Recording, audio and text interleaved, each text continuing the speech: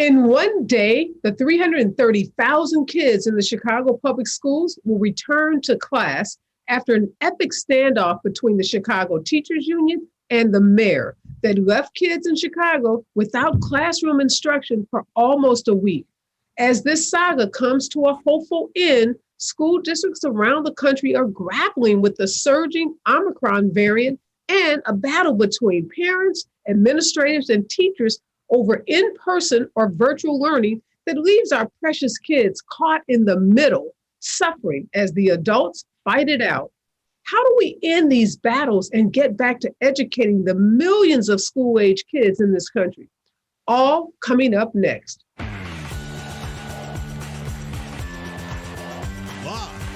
from Los Angeles, this is the Special Report with Areva Martin.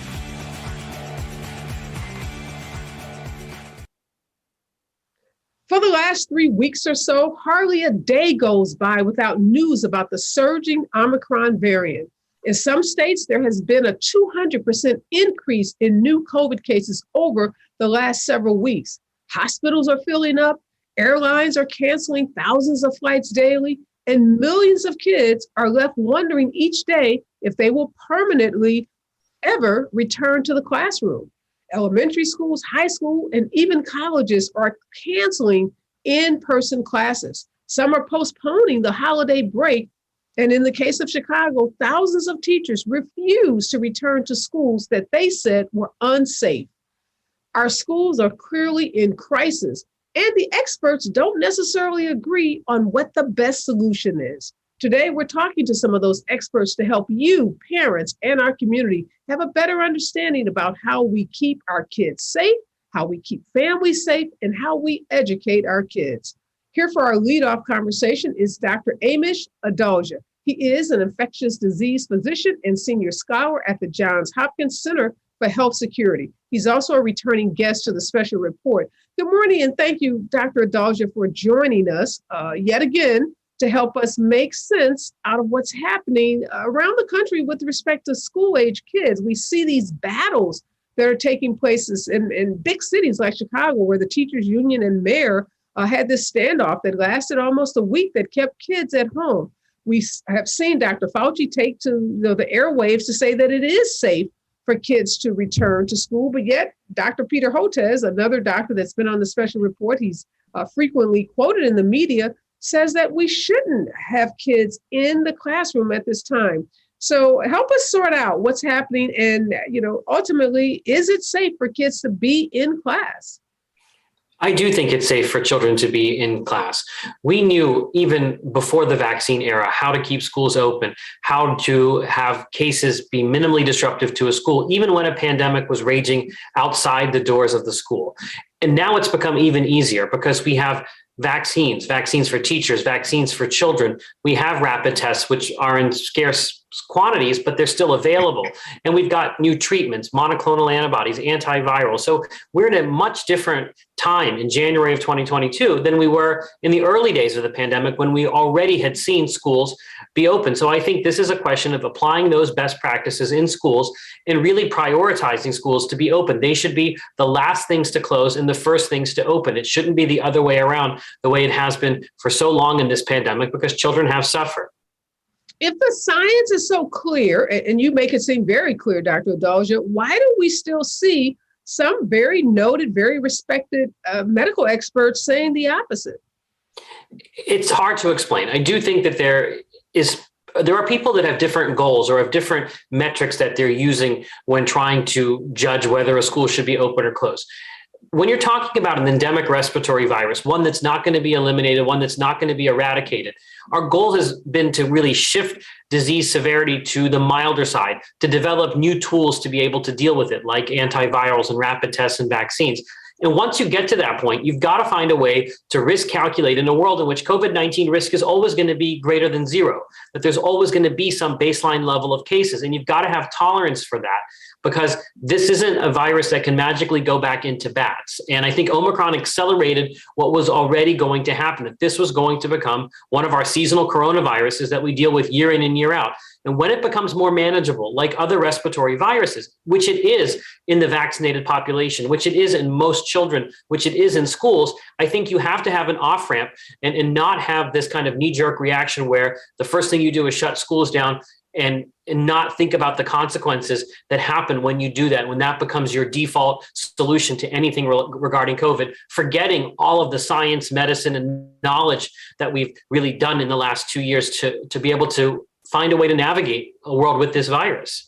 So you raise interesting points, Dr. Adalja, about all of the tools that are available today that weren't available to us, say, a year ago, mainly that being vaccines. And even, the availability of better masks that we know at the beginning of the pandemic were reserved just for medical personnel. But what about those states that have really low vaccination rates and school districts where they've been told by lawmakers that they cannot require students or staff to wear masks? Is it safe in those environments? If that population is highly vaccinated, then I think masks have less utility. If it's a very unvaccinated population, masks are going to be important. And I think it's not right for governors to block schools' ability to be safe. What we want is flexibility, school district by school district, so that they can respond to what's going on in the local environment. What is the level of vaccination? What does the hospital capacity look like? What do cases look like? What does the school board and the parent population, what is their risk tolerance? And then you kind of make a policy that best fits that school district. But we shouldn't have the governor or the state legislature prohibiting people from doing what might be safe or what's going to keep kids in school. The priority has to be in-person learning. If the default is to go back to virtual learning because a school can't be kept safe because the governor has prohibited or the state legislature has prohibited it, that's wrong as well. I think we've got to come up with a sustainable approach, and schools need to be able to be open and kept safe using all the tools that we have, including masks when they're appropriate. Based on that, do you think we should require teachers, because that's a big issue? We know the Supreme Court is now weighing, the federal government's, Biden's administration's mandate as it relates to employers. But what about teachers? Because again, what you're saying is if we can do those things like vaccinate, wear masks, we can keep schools open, keep schools safe. But if you're in a location where you have low vaccinations and, these restrictive laws around masks, then, it sounds like you're saying those environments aren't safe. So should we be thinking about mandating vaccines, at least for teaching, for the teaching staff, the administrative staff that's in schools, as well as maybe those older kids who attend school? I do think if I were an advisor to a school board or to a school district, I would require vaccination as a condition of employment for teachers and for staff at the school, and possibly for those children participating in extracurricular activities. We know extracurricular activities are what drive spread in schools, not actually sitting at a desk learning algebra, for example. So I think we have to put that on the table. Remember, teachers demanded access to this vaccine. They were given priority access to the vaccine, even though there was data that showed that we could open schools without teachers being vaccinated. So the fact that there are still gaps in teacher vaccination rates, that's really not acceptable, especially when you're seeing walkouts and strikes and unions kind of agitating against keeping schools in person. So I do think that if you're a teacher, just like I'm a physician, you need to be vaccinated. That's something that should be a requirement of your job. What about the kids? Because we know vaccines are now available, not just for teenagers, but for, young kids who are in kindergarten and first grade and elementary school. Do you think schools should require the kids to be vaccinated as well? I do think if I were advising a school, I would say, yes, you want as many children as possible vaccinated. I think it's going to be a little bit difficult because some of the vaccines haven't been fully FDA approved for certain age groups. But for those age groups where they are fully FDA approved, I think this could be something you would add to the list of required vaccinations, just like chickenpox, just like whooping cough. And we've got strong data to do it. It's particularly important when you're having children participate in extracurricular activity like sports or clubs, where we see there's little ability to social distance, where they may not be able to wear masks, for example, if they're in band. That's really going to be critical as well. But in general, the higher the vaccination rate is in a school, the safer it's going to be, the more resilient it's going to be against COVID-19. Dr. Adalja, one of the things we worried about with schools in the early days of COVID was not necessarily the kids getting it, because the data was always there that the kids who did get COVID, weren't likely to die like the grandparents, although some kids have died. So I don't want to say no kids have died, but the risk was less as it related to younger kids. Is there still a concern that kids who go to school can go home, those that live in multi-generational, households, and that they can infect their parents and perhaps their elderly, maybe even sickly grandparents? Is that still a concern? There's always going to be a concern if you're living with an immunocompromised person that someone can bring the virus into the household. That's true for COVID. That's true for influenza. That's true for many other respiratory viruses. But the thing is, we have people vaccinated. We have tools like antivirals, monoclonal antibodies for the immunosuppressed. All of that makes this a more manageable issue, but you can't get the risk down to zero. But what we see is that when children get infected, it's not necessarily that they're getting infected at the school. It's in the community, that children get infected in the community and bring it into the school. So what's going on in the community is much more important than what's going on in the schools.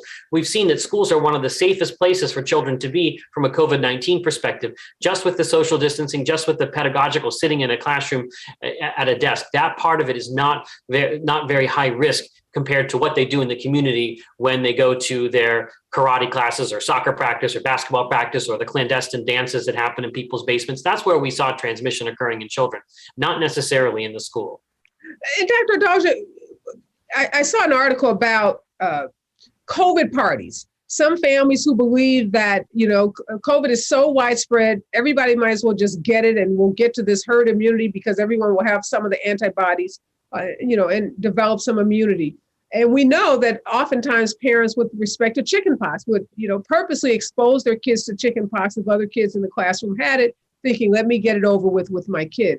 Is that a good idea? Should we be thinking about COVID in that way that, we should purposely try to get it or should, expose our kids to other kids who have it as a way of developing those natural, antibodies?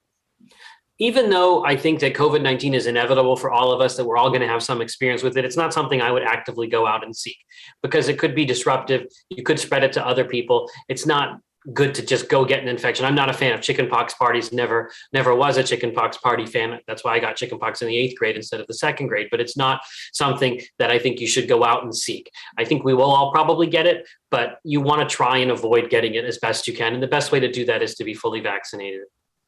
So parents who are thinking, I don't care about my kid, not care in the big sense of care, but, concerned about it because everybody's going to get it, should not be purposely exposing their kids to COVID. No, you shouldn't expose your child to a risk that you can somewhat try to avoid, at least for the time being. I think that this is something that you don't want to take lightly. Even if it's a mild case, there are severe complications that can occur in rare circumstances in children, and you can also have that child spread it. And right now, based on the way our public health guidance is, it's disruptive to get infected. So you shouldn't want to get infected. You should try and avoid it. Eventually, you may get it. Hopefully, it will be mild for you, but it's not something you should actively go out and seek to have enter your body. In terms of those classrooms, Dr. Adalja, again, in the early days, we were talking about these special filters that classrooms should be, that should be installed in classrooms to provide, proper ventilation, that would be one way to prevent the spread inside classrooms. We don't hear a lot of talk about that today. We're not hearing a lot of talk about contact tracing or social distancing in schools. Should we be focused more on getting those those filtration systems installed in classrooms? Better ventilation is always going to be better when it comes to transmission of respiratory viruses. So that is something that schools should think about doing. It doesn't necessarily have to be a fancy system. It could be as simple as opening a window if you can.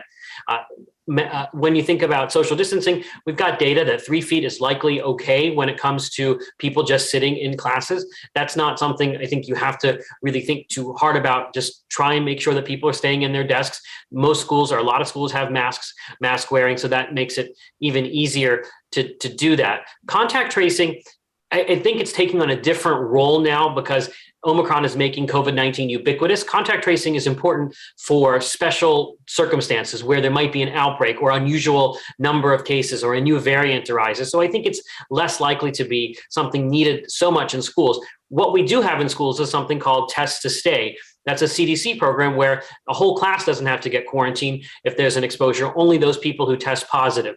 That really depends upon having a lot of rapid tests in place. That's going to be important to make sure schools have access to those rapid tests so that they can implement Test to Stay, so less kids have to be on distance learning. But I think we have this toolkit. It's just about implementing it. And again, if you look at Europe, the default is to keep schools open, and they've done it very, very well. It's just backwards in the United States. And I think it's strange when you have casinos and bars open, but you don't have schools open. I think both can be open. And I think we have to make that choice. Which is interesting, Dr. Adalja. Colleges, so many colleges have delayed their return to classrooms after the Christmas break. I mean, the University of California, the entire school system, delayed the return, and so many colleges are virtual. So why are colleges virtual for the next, 2 or 3 weeks when, just like you said, bars and casinos are still open? So why can't college kids go back into the classroom? That's a great question. Colleges have this real allergy to any number of cases occurring on their campus. And that's something that they've had to struggle with throughout this prior semester, because you've got colleges where every student is vaccinated, still having very strict policies. And I think this has to go back to risk tolerance and trying to understand, how do you make a sustainable approach to a virus that's not going anywhere? You can't keep it off college campuses. So I think what colleges are doing is really unacceptable. This doesn't make sense in these highly vaccinated populations where the risk for severe disease is very low, that you are still kind of reacting as if nothing has happened over the past 2 years, that we're still as helpless as we were in March of 2020. So colleges need to come up with off-ramps, because what they're doing is destroying the college experience and coming up with a situation where they're never going to be able to reduce the risk low enough to make them want to go back to normal. And I think that's not an approach that can really be sustained when you're talking about a virus that's going to be with us for the rest of the existence of the human species. That you've got to find a way to use the tools that you've got to be able to conduct operations as normally as possible, and realize that, yes, you're going to have cases, and it's okay, because those cases are going to be mild. You have to stop focusing just on the number of cases and really focus on the severity. Because remember, we're shifting disease to the milder spectrum, making this more manageable like other respiratory viruses. And colleges and universities need to do that. And they need to do it a long time ago. And it's just very frustrating that they continue to be mired in this old pandemic mindset when they're in a perpetual state of emergency. Yeah. And just lastly, on the issue of these extracurricular activities, Dr. Adalja, you said that that's where the spread is happening. So do you think schools, that are allowing kids back should also allow them to go back to dance, cheer class, band, and all those sports and activities where kids are naturally in such close contact? I think they can do that. They just have to do it carefully, meaning vaccine requirements, more testing, more aggressive mitigation measures in those types of activities, because that is part of learning. That is part of the social experience of school that children have missed out on. And I think that's something we need to get back online as well. It just needs to be done in a manner that recognizes that there's a higher risk there. And eventually this is going to have to be something that they find a solution to. So I do think they can do this, and it should be done. LA Unified is only allowing you to return after a test. Is that the good policy too, that schools should require negative COVID tests before kids should return? Only if the parents have access to those tests, because we know that tests are scarce. We know that they're expensive. We need to make sure that the parents actually have the ability to get those tests and test their children if you're going to use such a policy. And this is really the final question. There's some bizarre case in Texas where a mom put her 13-year-old teen in a trunk because the kid had COVID, and she was, in her mind, isolating herself. Is there a reason for, obviously there's never a reason to put a kid in a trunk, and she's been reported to authorities and she's been arrested. But, at what length should parents and kids go through in terms of trying to isolate? Because a lot of families don't have the ability to quarantine if one of the family members has COVID. Obviously the trunk is not the solution, but if you live in a household where someone has COVID, what do you do? It's very difficult. You do the best you can. If you've got a separate room, if you've got a separate bathroom, if you've got a basement, if you've got somewhere you can isolate a child safely or isolate another person safely from someone, do that. But remember this, the whole world isn't all COVID-19. And if you shouldn't put anybody at danger, you shouldn't leave a child unattended because you're trying to isolate them. Some municipalities have hotels, places where you can do isolation. But remember, if you're a parent, your primary obligation is to take care of that child, not to isolate the child. Well, thank you so much, Dr. Adalja. Always great to talk with you. Great information. And I totally agree. I have kids in college, and I'm so frustrated with this policy that restaurants and bars are open, but somehow, you pay hundreds of thousands of dollars in school tuition and your kids can't even go sit in the classroom. And they are all vaccinated. And so many colleges now are not just requiring the 2 vaccinations, they're requiring you to be boosted as well and wear masks. So all the precautions are there. but yet they're, keeping the kids out of classes, which makes no sense. So hopefully they'll hear you and me and our complaints, and we'll see some changes at the college level as well. But again, thank you so much, Dr. Adalja, for joining us this morning. Thanks. All right, my next guest is Princess Moss. She is the vice president of NEA, which is one of the biggest unions in the country. And she has a lot to say about staff and teachers returning to the classroom. Good morning and welcome, Princess. Good morning, Areva, and thank you so much for having me and for your interest in the views and opinion of the National Education Association. Yeah, I saw you, what was your response? I won't attribute anything to what I was watching in your face, because I don't know what was going on where you are, but what do you think about what Dr. Adalja had to say about teachers and classrooms being safe? Oh, I thought he had a lot of good things to say. Actually, we all want the same thing. We want our students in school, but we want them to be safe. And we want the educators who are working with those students to be safe as well. So actually, many of us, parents and educators and administration and doctors, we're saying the same thing. The bottom line is we want students to be safe, and there are ways which the doctor outlined that we can be in school and be safe. So why are we seeing, if everybody wants the same thing, Princess, why are we seeing these strident battles taking place across the country, sometimes between teachers and big city mayors like in Chicago, other times it's between, parents in school districts. So although the goal seems to be the same, the method that we achieve that goal seems to be extremely varied depending on where you are and who you're talking to. Yeah, well, folks need to talk with each other. It's in order to ensure a safe opening of school, safe reopening of school, the parents, educators, the school administration, the community, we all need to be working together in order to ensure the safety of students. We may have different ways of getting to that safety aspect, but ultimately, I do believe that safety is the number one priority. I know it is for the National Education Association. It is the number one priority. That seems to be what I'm hearing, except that folks don't seem to be talking with each other all of the time. They seem to be talking at each other. Well, I think there's some real differences about how you get to that issue of safety. So let me ask you this, is NEA, have you guys come out in support of mandatory vaccines for all teachers and school staff?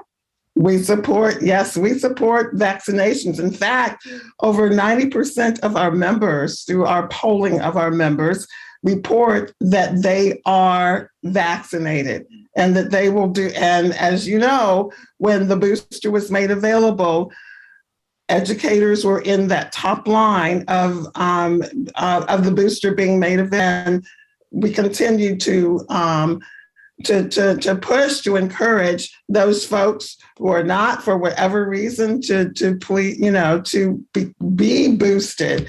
But again, over 90% of our educators report that they are fully vaccinated. Did you have members, or do you have members that are part of the Chicago school system?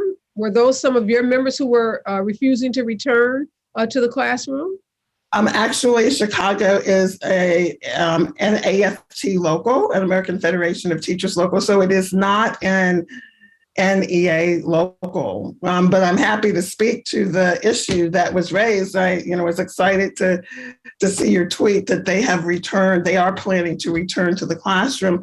But again, it is about putting the safety of students first, and the students' learning conditions are in educators' working conditions, and educators' working conditions are a student's learning conditions. So help us understand, what were the issues at the teachers? Because it seems like not very much change from the time they refused to go into the classroom until the decision to return, tomorrow. What were their primary complaints? Now, I am not sure of all of the primary issues of the Chicago Teachers Union that they put on the table. I do know that in returning to the classroom. Some things that they are looking for agreement on is one, more contact tracing or better contact tracing, testing of students and those educators coming into the schools, as well as KN95 masks for students and educators. And I believe that's something a little bit different from all of us, because with the Omicron variant, what we've learned are that the N95s and the KN95 masks do a better job of mitigating the spread of the virus. And of course, we have all of those other things that are layered mitigation strategies. But just as a quick read, again, the Chicago is an AFT local, so I haven't kept up with all of the moving parts, but I do know that those were some of the issues that the teachers wanted agreement upon with the mayor. Do you have any of your members in any school districts around the country who believe that they should be in a virtual learning environment at this point rather than being in the classroom, given the high transmissible rate of Omicron? Our members know that education takes best in that in-person setting, and we know that they want to be, and the National Education Association wants in-person learning, but again, we want that done safely. So, while this variant has created a really different kind of situation than it has previously with the other variants, in the sense that it seems to be hitting regionally. And so it's impacting different parts of the country at different times. So educators may want to be out for a certain time period in order to make sure that they're mitigating the spread of the variant. But we want to be back in school. We want to be back in that in-person learning situation, because we know that that is important for the social and emotional well-being of our students, and that students learn best in that in-person environment. Yeah, Princess, we have a question from a viewer. Steve is really concerned about the impact on a disadvantaged youth, especially what's happened around the lack of educational instruction that so many kids from disadvantaged backgrounds have experienced during the pandemic. And socially, what are schools doing to make up that huge loss to so many kids from not being in class? Well, one of the things that the National Education Association is really lifting up is the importance of addressing those social and emotional needs of our students. And that's going to differ from community to community. We've all undergone trauma in this pandemic, all of us, whether we're students, educators, community. And so that is the number one issue that we're trying to get our school communities and our school districts to make sure that they are addressing. And it'll be different depending on what your school situation is. But the important fact is that we're lifting that up to the attention of our educators. They already know that, right? And to the school community, as well as to our school administration. It's just like, a hungry child can't learn effectively. It's the same here, in a way that if you haven't addressed those social and emotional needs, great learning can't take place. Well, thank you so much, Princess, for joining us. Thank you for the work that NEA is doing. I'm glad to hear that, you believe across the country there is uniformity in the belief that this has to be about how we best educate our kids. Unfortunately, I feel like the kids are caught in the middle between these battles between teachers and administrators, and sometimes even parents and administrators. Our poor kids have lost so much during the last 2 years. It's really unthinkable. Graduations and proms and just basics in terms of math and reading. So we've got a Herculean task, all of us as a community ahead of us in terms of pouring back into those kids, because otherwise we're going to have like this whole generation of kids who are, missed out on their basic education. So it's hard to think about what's going to happen 5 years and now, 10 years from now, when those kids should be entering the workforce. Many won't have the basic skills to do so successfully. So good work on the part of NEA. We'll continue, to watch you guys and to see how this plays out. But clearly, lots of collaboration to be done between teachers, parents, and administrators. Always appreciate talking with you, Princess. Well, thank you. Thank you, Areva. And collaboration is the key word here. Thank you. Thank you. My next guest is Dr. Tahira Dupree Chase. She is the superintendent of Westbury Union Free School District in Westbury, New York. And joining her is Dr. Nicolette James. She is head of an English department and a high school teacher at also a school in New York. Good morning, Dr. Chase and Dr. Jones. Dr. Chase, you're in New York. So New York is one of those hotspots. I think the last time I checked, it was the state that had, one of the highest increases in COVID cases. How are you all doing in your school district?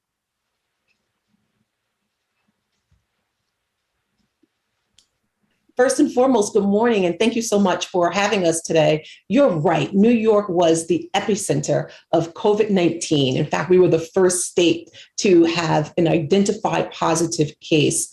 And one of the things about New York that I love about being a New Yorker is that we are New York strong. No matter what challenges are placed before us, we are New York strong, and we tend to endure.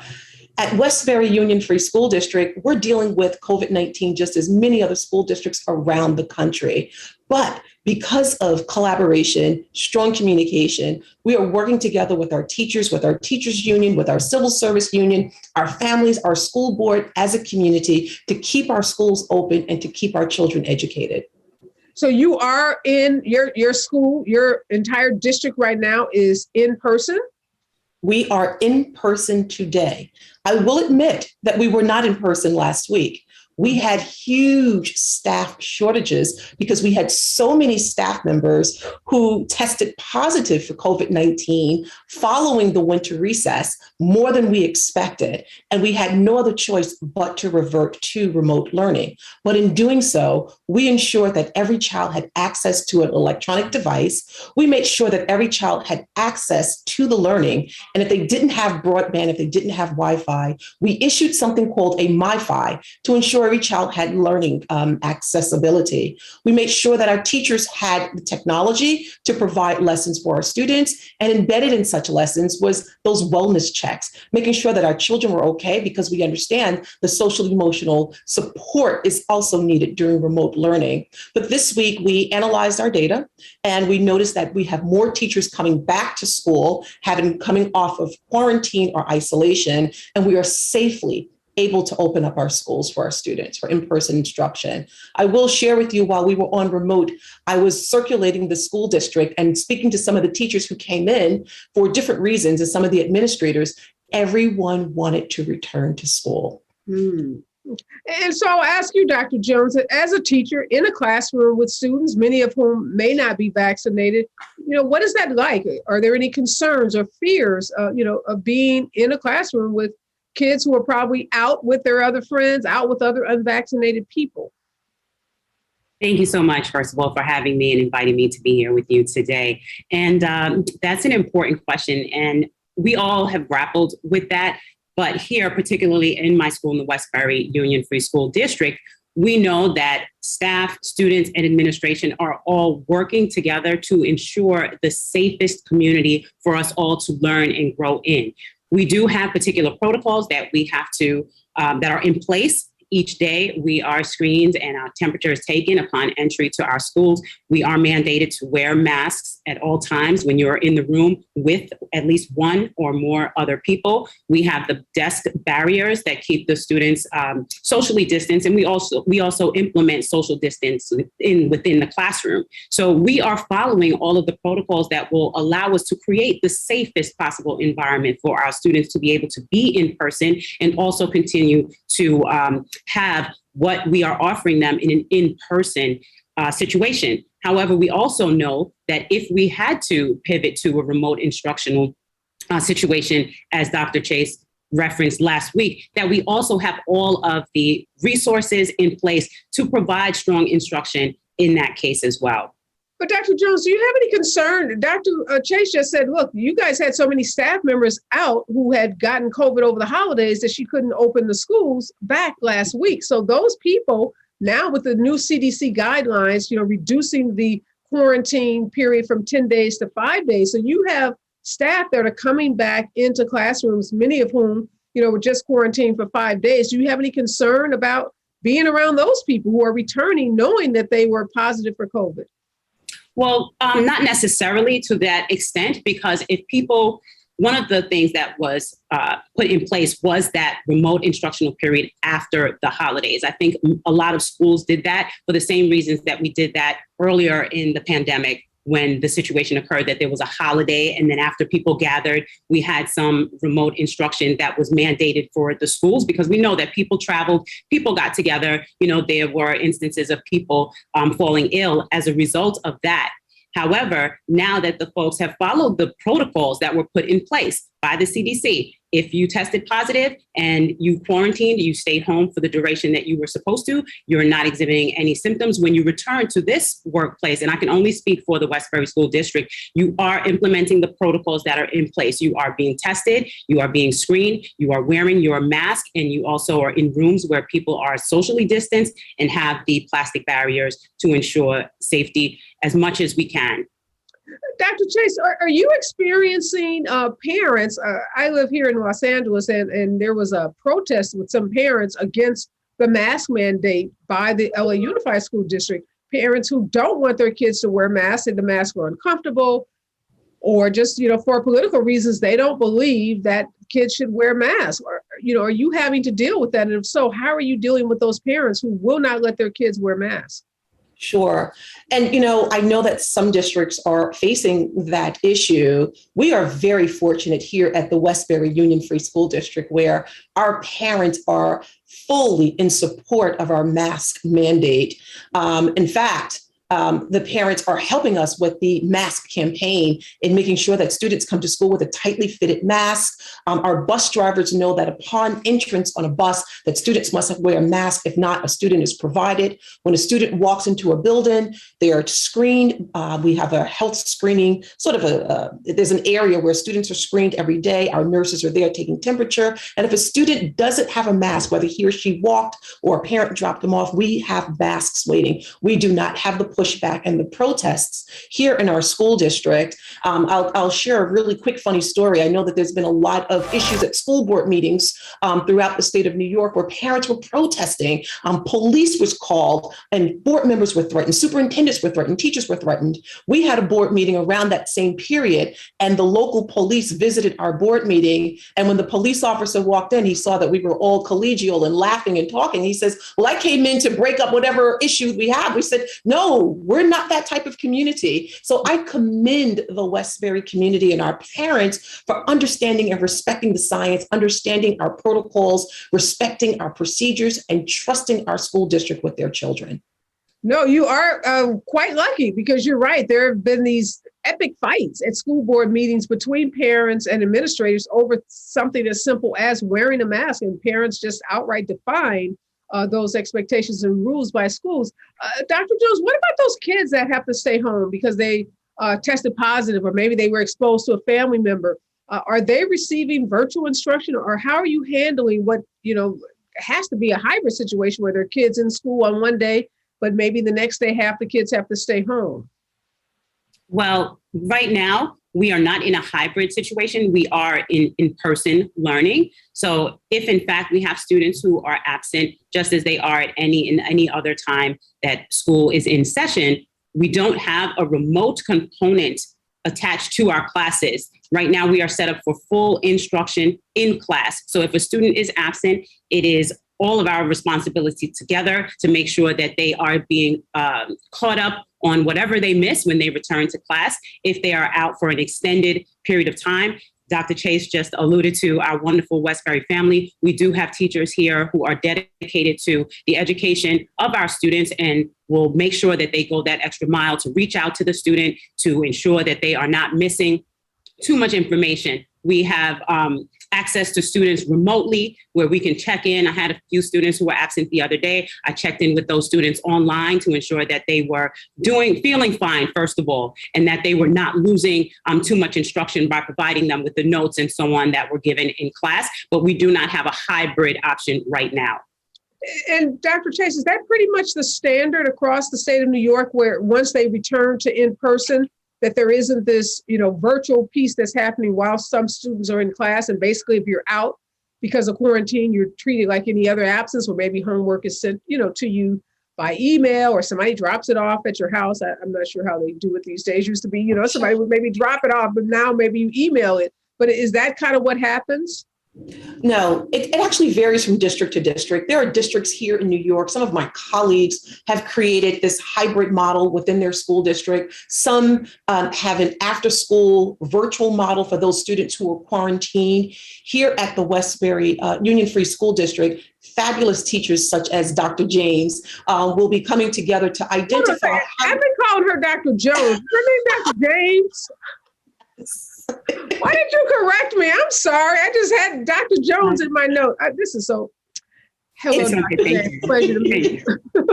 And your name. Okay, I'm so sorry. But go ahead, Dr. Chase. Dr. James. Right. So we have teachers who will be coming together in the very near future to talk about how do we handle the students who may have to be quarantined for a period of time, because as Dr. James indicated, we've been getting the work. This is a tightly knit community. Everything is like family oriented. So we find a way to get the work to the students. But I'd like to formalize that process because Omicron really taught us that we don't know what the next variant will hold for us. If we're going to have people out for an extensive amount of time again, if we're going to have many students out like we did this time around.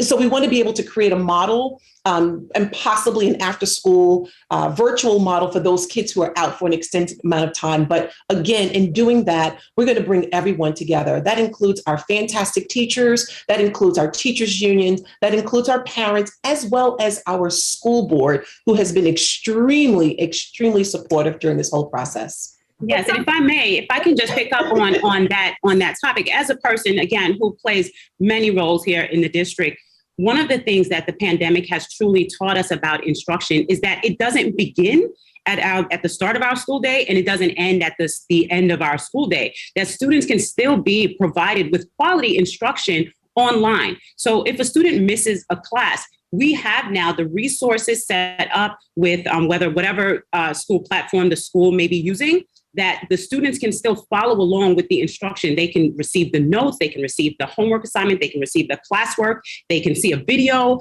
of the instruction that the teacher left and set up for the students, even for the students in class, as a resource for them to review the notes. So all of these lessons that we have learned from the pandemic have not all been negative. We've learned a lot of really good instructional practices that we can use now and after the pandemic. Well, according to Dr. Adalja, this is going to be with us for almost forevermore. So we have learned some really applicable lessons that we can take with us into the future of education.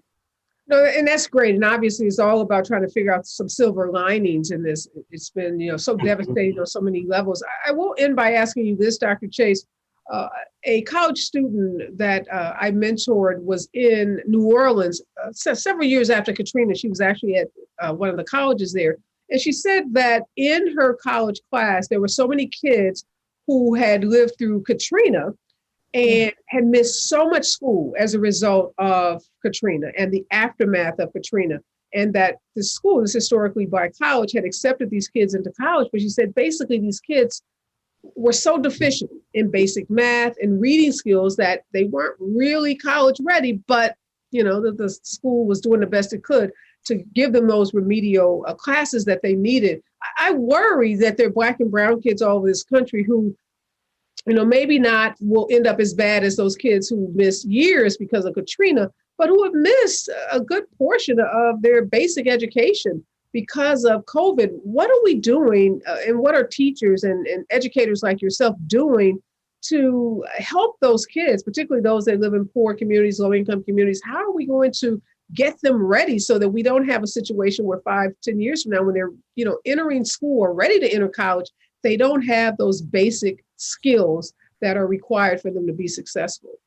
It's a great question. I remember Hurricane Katrina like it was yesterday. And what I also know is that many of those students who were school age, many of those children who were school age students never returned to school. Never returned. They separated for their families, and it is absolutely heartbreaking. And you are right. There are students who did not receive an adequate education during this pandemic, and I absolutely, my heart bleeds for those students, and I'm hoping that those school districts will identify those students quickly and find quick remediation for each child based on his or her individual needs. Here at Westbury Union Free School District, we're doing just that. We recognize a few things. Number one, we recognize that, there was learning loss, but not as much as most people think there is. There's learning loss. Many of our students also gain skills. They gain perseverance. They gain resilience. They've gained communication skills. They've learned how to collaborate in ways in which they probably never would have before, and technology skills. And those skills will bode well for them as they move into adulthood. But academically, we've identified programs in our school district immediately based on the needs of our students. So we've administered assessments to see where our students are, and we're constantly administering assessments to see where they are so that we can take those corrective actions immediately. In addition, in our school district, we recognize that our students also suffered socially and emotionally, like every other student in America. I would say around the world. I am so proud of teachers like Dr. James and many of her colleagues, our administrators, were keenly focused on making social emotional well-being equally as important as academic experience for our students. There are programs, and if you have time, I'm hoping that Dr. James will be able to talk about it, but there are programs in which we implemented. Every month we've identified a different social emotional theme in our school district that we're focused on making sure that our children bring into adulthood those social skills that they're going to need to be successful.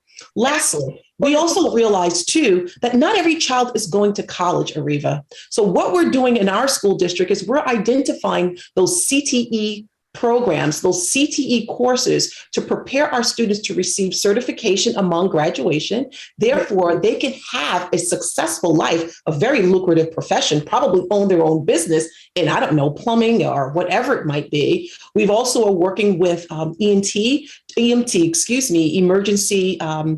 response team to get our students certified. We're examining a health academy for our students. We're even looking at a trucking program because we understand there's a shortage of truck drivers, and again, a lucrative profession. So in our school district, we realized that there were deficiencies, and we're trying to identify ways in which we can make up those deficiencies, but being clever and thinking outside of the box on what are those future jobs? What are those pandemic-proof jobs? What are those jobs that our students will be able to sustain yet live a very successful, fruitful life? Yeah, no, and great points, and definitely on the trucking, because we know the whole supply chain was disrupted, and there's 100,000 truckers needed in this country. And so those kinds of jobs are definitely in high demand and high paying. But I'm glad you brought up the point about we focus a lot on what kids lost, but there was a lot that kids learned. And you and I both have, children who are on the autism spectrum. Yes. And one thing that my son, one benefit for him was he was always a kid in a classroom with an aide. And when the virtual learning started, he, of course, got his, device that he had to use. And that aide wasn't allowed in our home because of, COVID. They weren't working. We weren't allowing people in. So he did gain much more independence and skills that probably wouldn't have happened. He had to learn how to operate the machine, how to log on, how to, participate with the class on his Zoom lesson. So definitely there were some positives. And my husband and I both noted how, yes, that was a huge improvement for him in terms of that independence that's so important for kids with special needs. Dr. James, I'll give you the last word since I've butchered your name all morning.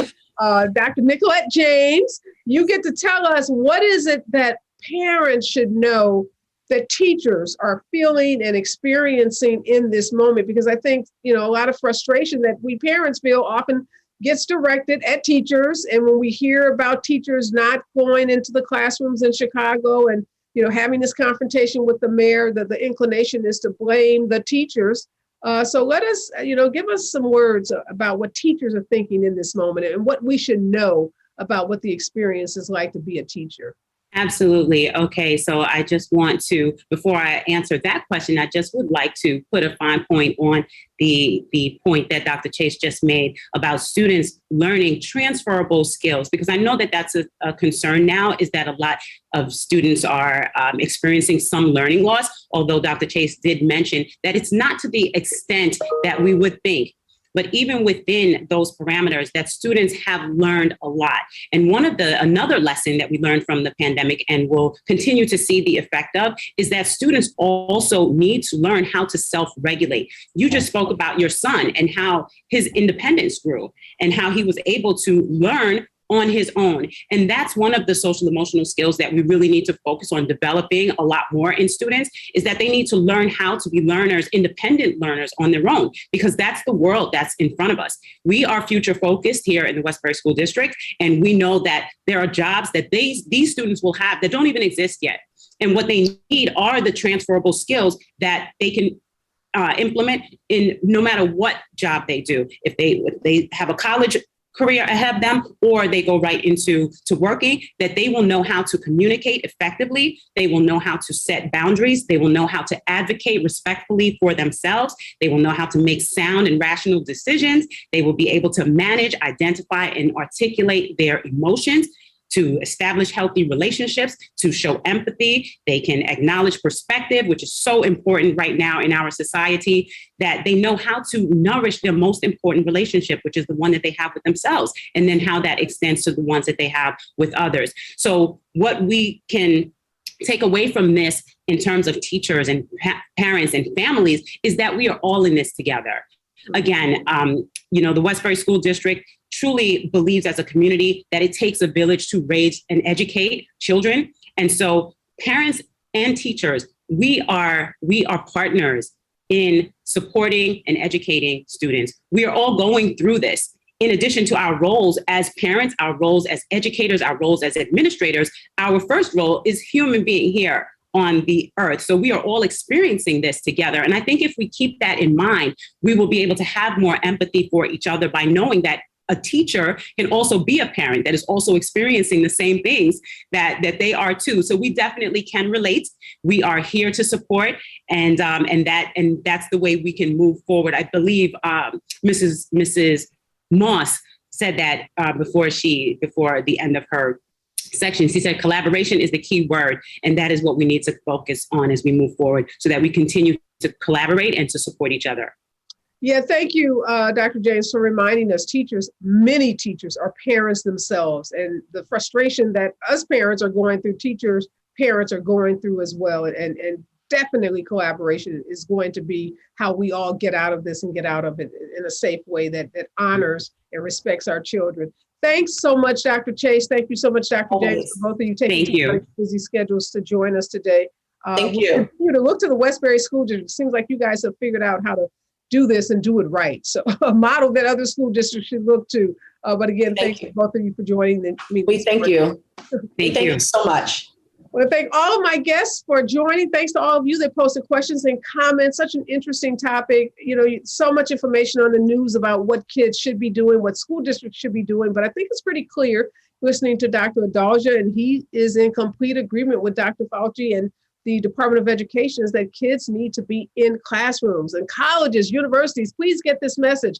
Let those, young adults go back to classes. They are all vaccinated because you require them to be vaccinated. They're boosted because you're requiring them to be boosted. They're wearing masks because you're requiring them to wear masks. So when young people do everything that's required of them, they have the right to be able to be together in those classrooms. And keeping them at home virtually learning is really unfair at this point, given all the science, all the data that's out there. So hopefully our college and university systems will start to listen to the doctors and let those kids go back to school. And, parents, you heard Dr. James say the teachers are, working as hard as they can. They are in this with you, in this fight with you to educate your students. So when you get frustrated with your schools, don't take it out on your teachers, because they're great teachers like Dr. James all over the country who are doing their very, very best. Just some words to live by before I get out. Alex Haley once said, find the good and praise it. You know, there's a lot of criticism right now of school districts, of teachers, of administrators, of teachers unions, but I want to praise the LA Unified School District, the Los Angeles Unified School District. It's the second largest school district in the country, has about 700,000 students. I think it's only second to the New York City School District. During the pandemic, this school district, the union, the then superintendent, Austin Butner, they got together and they ensured that every kid that went to LAUSD had a free meal. And they also fed families, they fed the siblings that weren't even in the schools. They did these grab and go lunches where you could pick up a lunch and no kid went hungry. Very big thing to do, to feed 700,000 kids and to do it daily. That's something that I don't think got nearly enough attention locally or nationally, because that was a huge, program to address food insecurity. Because we know when you take kids out of school, that means depriving some kids of the only healthy warm meal a day that they will receive. So they provided those meals. And now with the spread of Omicron, rather than leave kids at home, they implemented the nation's largest testing program. They said, look, get your kid tested, have a negative test, and the kid can come back to school. And if you can't find a test, we have tests available at our school sites. So for those families who can't find tests, or maybe they're being charged some exorbitant amount for a test, they made the test at the schools available for free. So I've actually sued the Los Angeles Unified School District, so I'm no big fan of everything that they do, but when they do something right, when anyone and any institution does something right, we should acknowledge it, we should praise it. So I just want to say LA Unified School District seems to be doing something right as it relates to keeping kids safe, keeping them in the classroom. They have a high rate of vaccination rates for their teachers and for their staff. Kids are being vaccinated, and they are putting the best interests of kids first. So congratulations, LA Unified School District, a model like this Westbury School District, perhaps for other districts around the country. All right, y'all, I'm out. Be safe out there. Make sure you get your booster, wear your mask, and remember, we're all in this together.